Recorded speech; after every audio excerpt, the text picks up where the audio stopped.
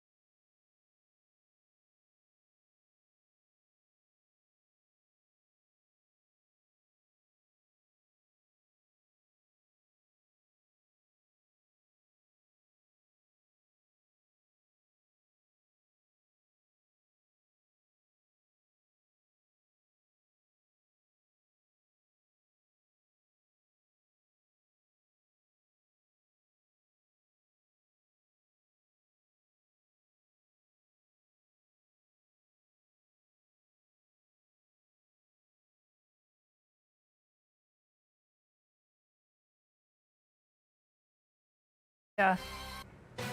Marilyn Mosby found guilty of perjury. Why the city police union is saying this is karma for the former state's attorney. Fox 45 continues our investigation into the Safe Streets program amid an FBI investigation. What we've uncovered about employees who have committed crimes on the job. It makes me think like, wow, you know, these are things that nature that make you feel that anything is possible. And still ahead, a small gift for some hometown heroes. What new cars mean for 10 veterans in our area. Live from WBFF in Baltimore, this is Fox 45 News at 6. She was once the top prosecutor in Baltimore, but tonight, Marilyn Mosby has lost her defense against 2 charges leveled by the U.S. government. A jury in Greenbelt finding Mosby guilty of 2 counts of perjury. This after she signed documents claiming a financial loss during the pandemic. She then tapped into her city's retirement account without penalty. Governor Moore and Mayor Scott weighing in. You know, no matter where you fall in this situation, this is a difficult day for the city of Baltimore, and I'm praying for her children because I know how difficult this must be for them. The jury has spoken. Good evening, I'm Maxine Stryker. Thanks so much for staying with us. Marilyn Mosby still faces a second trial of making false statements on a loan application. And as we await that trial start date, Fox 45's Amy Simpson has more reaction to Mosby's guilty verdict. Some keeping their words mild, saying things like the jury has spoken. But others, like Baltimore's police union, sharing some harsh words for Marilyn Mosby. In 2019, she was once Baltimore City's top prosecutor. We want to say to the people of Baltimore, anything. Now, a jury finds Marilyn Mosby guilty of 2 federal perjury charges. And Baltimore's police union not mincing words after the conviction, taking to social media within an hour of Thursday's guilty verdict. Marilyn Mosby brought a city to its knees almost a decade ago with her lies regarding the Freddie Gray case. The FOP3 said, in part, she continued her campaign to destroy the rule of law in Baltimore throughout her tenure as state's attorney. The police union ending its message, saying, "Karma, Marilyn." Mosby, who spent 8 years as Baltimore City state's attorney, made national headlines when she indicted 6 Baltimore police officers after the death of Freddie Gray in 2015. have probable cause to file criminal charges. None of those officers were ever convicted. And in 2021, Mosby announced her office would no longer prosecute what she called low-level crimes. Clearly, the data suggests that there is no public safety value in prosecuting these low-level offenses. Marilyn Mosby, rose to fame. She was truly the darling of the anti-cop left when, after the death of Freddie Gray. Sergeant Betsy Smith, spokesperson for the National Police Association, speaking to these Mosby headlines seen across the country. Was put up there as someone who was going to clean up the Baltimore City Police Department. But also says the city's rank and file officers are taking notice. I'm sure that there are police officers in Baltimore who are applauding the conviction of Marilyn Mosby. But I've got to say that, you know what most cops are doing in Baltimore today? They're going out there, they're doing their jobs, they're risking their lives. And I think that they all probably have a lot of hope that they're going to have a better relationship with the prosecutor's office moving forward. Marilyn Mosby, from top prosecutor to convicted by a jury of her peers. A seismic rise and fall. I know the FOP called it karma.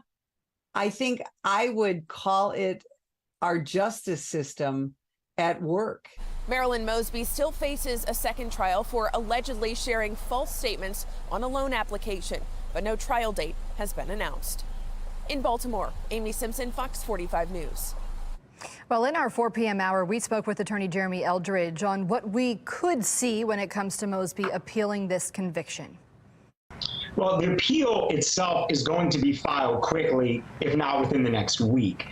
The issue with the appeal, however, is that appeals take time. I think the closest thing that we can compare it to in Baltimore was the trial of local attorney Kenneth Ravenel. We'll see the original appeal. If she is sentenced to a term of incarceration, she'll probably appeal to an en banc, meaning a panel of judges that could decide whether she should have to turn herself in or whether the jail is appropriate. She's likely going to take every single bite at that apple possible.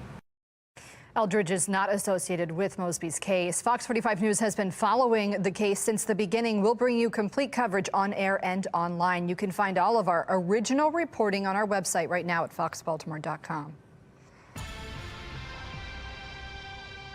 The FBI remains tight-lipped about the current investigation involving Safe Streets workers. But as Fox 45's Mackenzie Frost explains from the accountability desk, the latest probe proves the need for more transparency surrounding the program. As the federal investigation continues involving at least 3 Safe Streets workers from the Bel Air Edison location, I want to explain how this investigation relates to the questions that we've been asking for more than 2 years. Mayor Brandon Scott, Monzi leaders, and the 2 nonprofits, Catholic Charities and LifeBridge, those are the 2 running the 10 different Safe Streets locations. They've all refused to tell us who the Safe Streets employees are. However, we've been able to identify a few of the employees, but that's only because of court records and tips from you at home, not because these leaders have been transparent.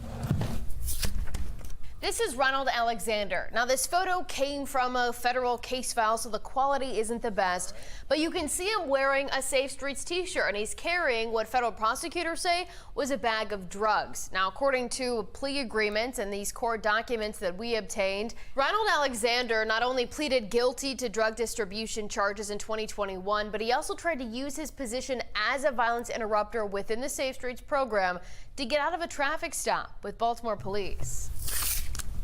And this is Ricky Evans. In his plea agreement from 2018, he told federal prosecutors that he was using the Safe Streets location he was working at as a meeting place for the Black Guerrilla family, or the BGF gang. Also detailed in those documents, he told prosecutors he used the same Safe Streets location as a place to stash his guns and drugs. And then we have Vernon Harper. We don't have a photo of him, but he again pleaded guilty to federal drug distribution charges in October of 2022. And again, while working for Safe Streets. Now, in this federal affidavit that we obtained from 2010, Harper's name comes up, and it's because of his possible BGF affiliations. Now, we'll take a closer look at what's in this entire document in a few days. Now, the FBI won't say much about the scope of their investigation involving some Safe Streets workers, but sources close to the probe tell us it's involving possible BGF affiliation. Now, we did get a lengthy statement from LifeBridge, the nonprofit running this Safe Streets site in particular. Here's what they said. Part of the statement from LifeBridge Health: there is no reason to initiate any other investigations. This warrant was isolated to a single employee, and the Bel Air Edison site was his place of work. That was the focus of a search warrant. But we know that isn't true because the FBI executed 15 different search warrants, including David Caldwell. He's one of the Safe Streets workers that's now facing state-level charges because of an FBI raid. And 2 other Safe Streets workers also had federal agents show up at their house. And that's exactly why we've been asking questions of the mayor, Mosby, and the nonprofits running the Safe Streets locations. Questions like, will you release the names of the Safe Streets workers? When will you launch an investigation into all the Safe Streets sites? We'll continue to demand answers from city leaders to find out more information about how they're spending your tax dollars, and we're still digging for details about the latest FBI investigation into these Safe Streets workers and what could come next. At the Accountability Desk, Mackenzie Frost, Fox 45 News. As Maryland officials celebrated the decision to build the new FBI headquarters in Greenbelt, the director of the Bureau is reportedly upset over the new location. In a letter, FBI Director Christopher Wray said the Bureau has concerns about a potential conflict of interest in the selection process. The General Services Administration, which picked Greenbelt for the new site, said Wray's claims are inaccurate and it stands by its decision. The GSA says Greenbelt was chosen because it has the smallest impact on taxpayers, provided the best transportation access, and quickest construction timeline. Today, Maryland's top political leaders called the decision historic, saying it will transform Prince George's economy for decades to come. I cannot stress enough how big this is for the state of Maryland. But also, I can't stress how important this is for the American taxpayer. I can't stress enough how important this is for law enforcement. Because there's currently an FBI building that just last weekend had a piece of concrete almost hit a person who's working inside of the building. They need and deserve better, and in Maryland, we will deliver that. Well, right now, Virginia Senator Mark Warner is urging for an investigation, saying he felt moving the headquarters to Maryland was, quote, grossly political. Here we are all over again, staring down yet another potential government shutdown. So what are lawmakers doing to avoid it? I'm Scott Thuman in Washington with a closer look. And if you're heading anywhere tonight, expect cool temperatures as we drop to the low 40s. Tomorrow, it starts to feel like fall again. I'll let you know what you can expect for the weekend in my Weather Authority forecast.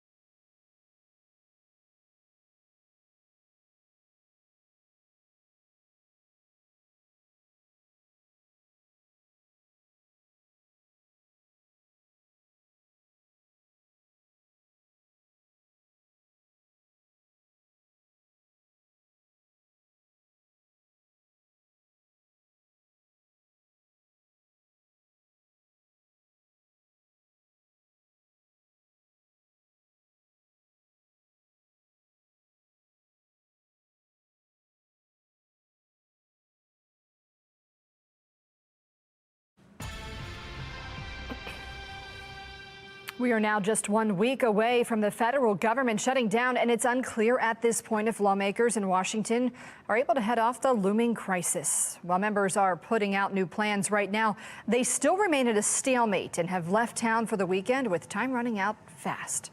Sinclair's chief political correspondent Scott Thuman has the latest tonight from Washington. Well, Maxine, there's going to have to be some fast maneuvering here on Capitol Hill if they're going to avoid a government shutdown. They've obviously done it before. Can they do it again?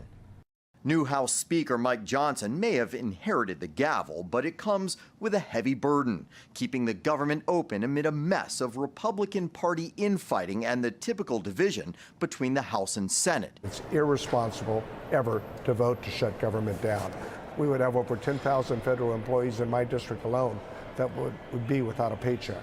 Johnson had been pushing one idea to split the task from one big omnibus bill covering all spending into a staggered ladder of categories that can be tackled at different times. The one top senator reportedly calling the idea the craziest, stupidest thing I've ever heard of. Every time the CR expires, the speaker's putting his head in the lion's mouth. CR as in continuing resolution or kicking the can down the road with short-term deals. The idea we're playing games with a shutdown at this moment is just bizarre. If this all sounds like a broken record, that's because it was just 6 weeks ago that Congress narrowly avoided a shutdown by passing a CR, and now it looks like yet another temporary Band-Aid may be the solution.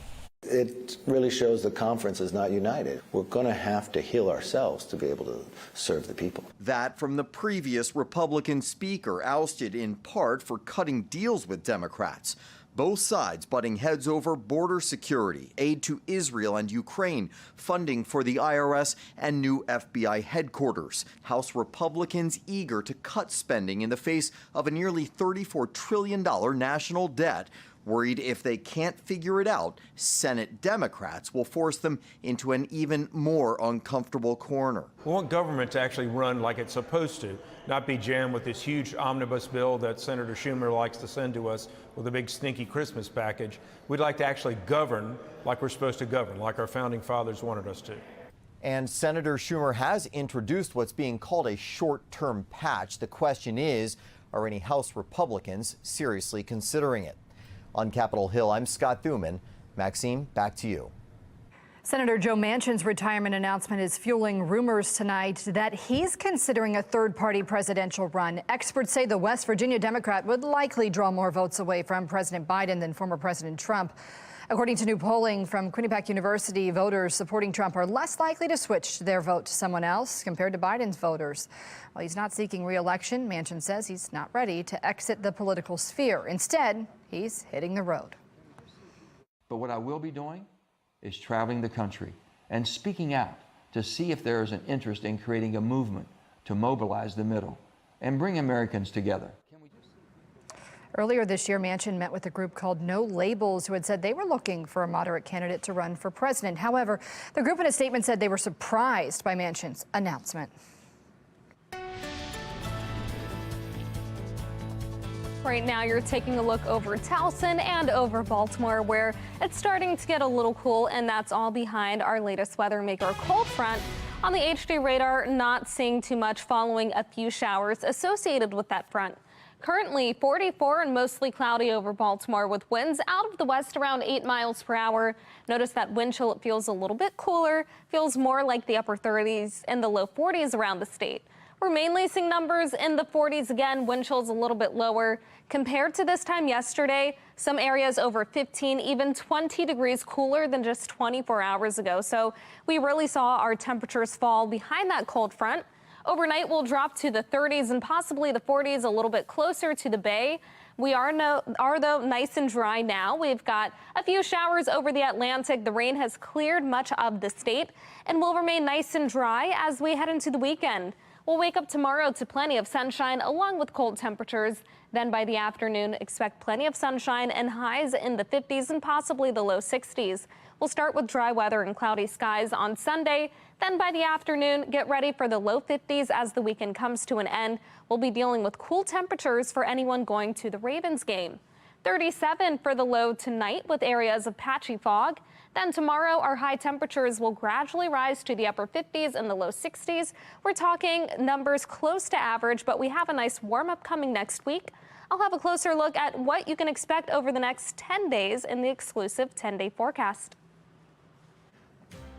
Even if you haven't gotten a raise this year, you may have just entered a new tax bracket. Coming up after the break, what inflation has to do with this new change.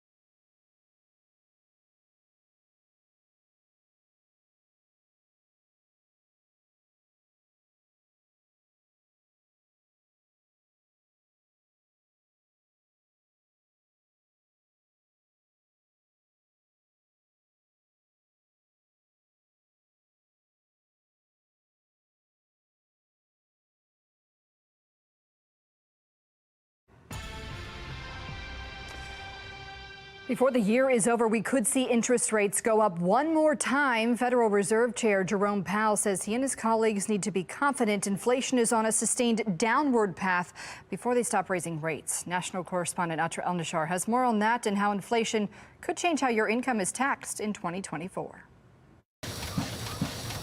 It's rare to see a benefit of high inflation, but the IRS just delivered one. Next year, most people will see less of their income taxed, and the amount that is taxed may be at a lower rate. For example, single earners will have a 24% tax rate on their income below $100,525 instead of 2023's level of $95,375. For married couples, it will be $201,050 instead of $190,750. The standard deduction for single earners is going up by $750 and for married couples by $1,500. Full details are on the IRS website.